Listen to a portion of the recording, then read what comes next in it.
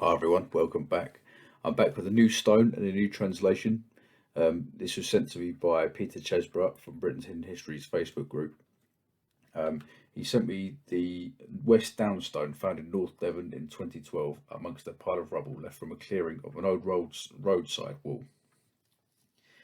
Um, the Devon County Council believe that this stone shows the name Gwrgan, which shows me that they probably think that the fifth character is an N.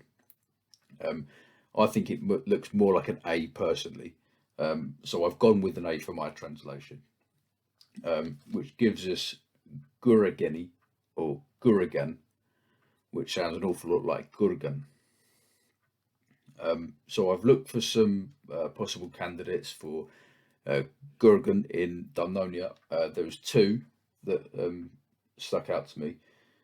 One being Gwrgan Fawr at Arthfail, which was in the third century, and Gwrgan Fawr in the 7th century.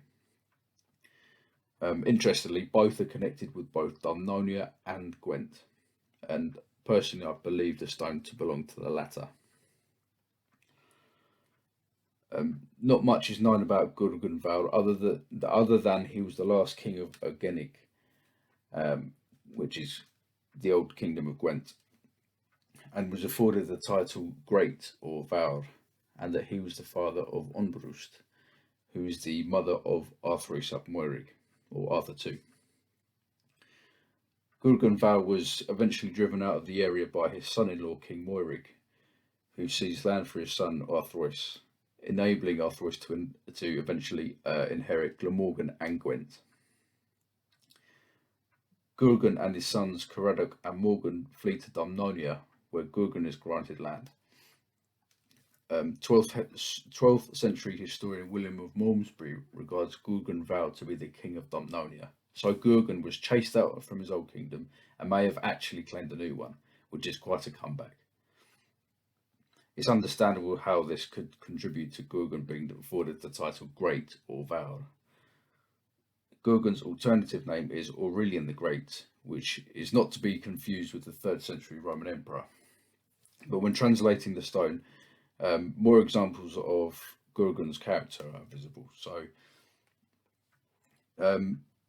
as you can see, there is a interesting looking cross on the top there, which could mean many things, including Christianity, but we've given an X for Croissant.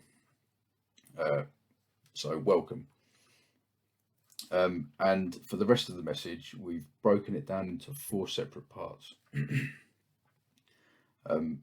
So the first part, we've taken the first 3 letters, GUE, and in Welsh or Brythonic you change the U for W.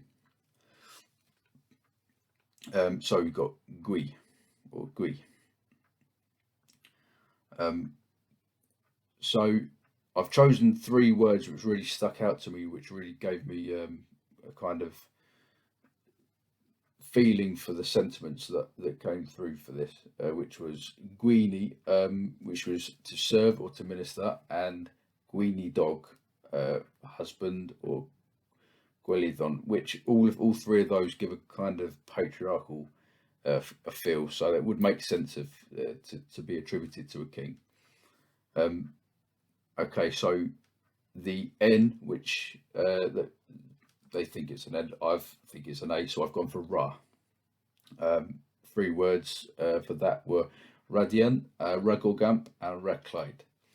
So Radian means gracious, meek, or gentle, or Ragorgamp meaning the perfect mark of virtue or well done, or Raclide, providence, which all 3 of those quite nicely link in with each other, I feel.